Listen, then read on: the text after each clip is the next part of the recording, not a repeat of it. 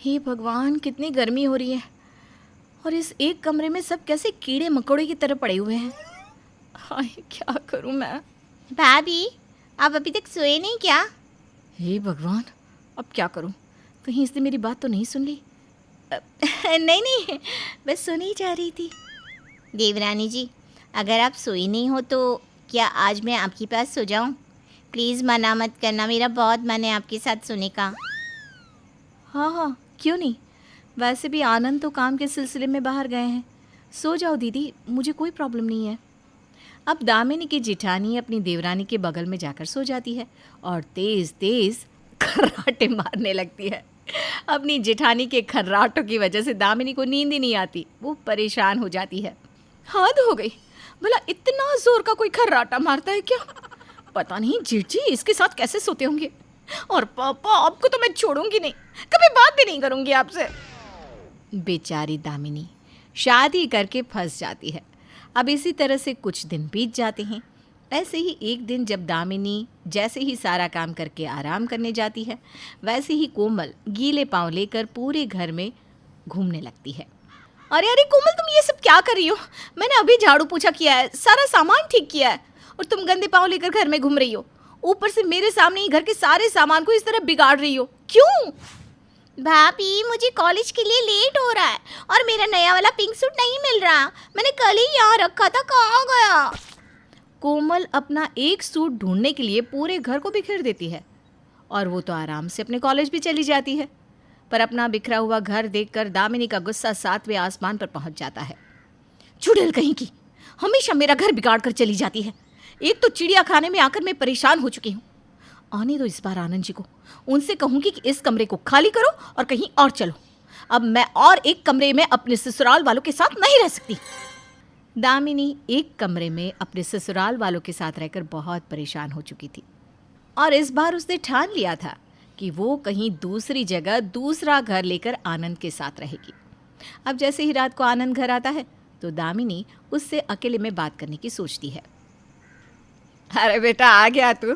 कितने दिनों की छुट्टी लेकर आया है? और तेरे ऑफिस वाले तुझे कुछ खाने को नहीं देते क्या? देखो तो कितना पतला हो गया है मेरा बेटा।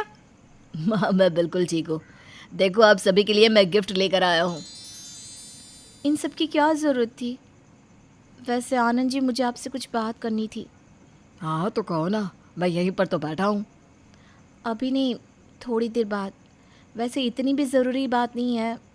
इतने दिनों बाद आए हो आप, माँ जी और अपनी बहन से अच्छे से मिल तो लो।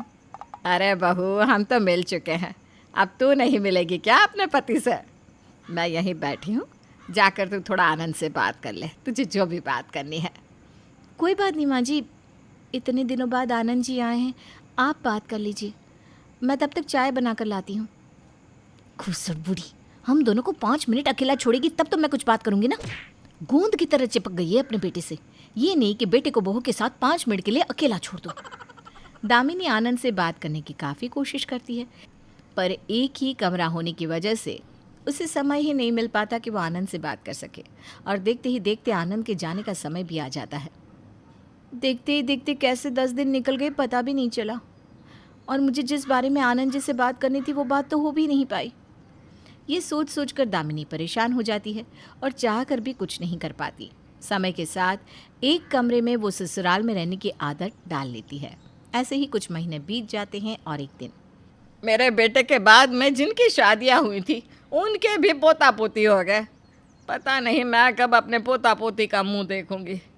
बहू, आप जल्दी से खुशखबरी भी सुना दे। माँ जी, जब आप मुझे मेरे पति के साथ अकेला छोड़ेंगी तभी तो मैं आपको कोई खुशखबरी सुना पाऊंगी ना। पर आप लोग तो इस घर से कहीं जाना ही नहीं चाहते। भला एक कमरे में ससुराल कैसे बच सकता है? क्या हुआ बहू, मैंने कुछ गलत कह दिया जो तो इतना नाराज हो रही है? ना ना, आपसे कभी कोई गलती हो सकती है क्या? माँ जी, मैं आनंद जी से एक छोटी सी बात नहीं कर पाई और वो ऑफिस वापस चले गए और आप मुझसे पूछ रही हैं कि मैं नाराज़ क्यों? आपको नहीं लगता कि अब हमें 2 कमरे ले लेने चाहिए? आखिरकार दामिनी का गुस्सा आज सबके सामने आ ही जाता है।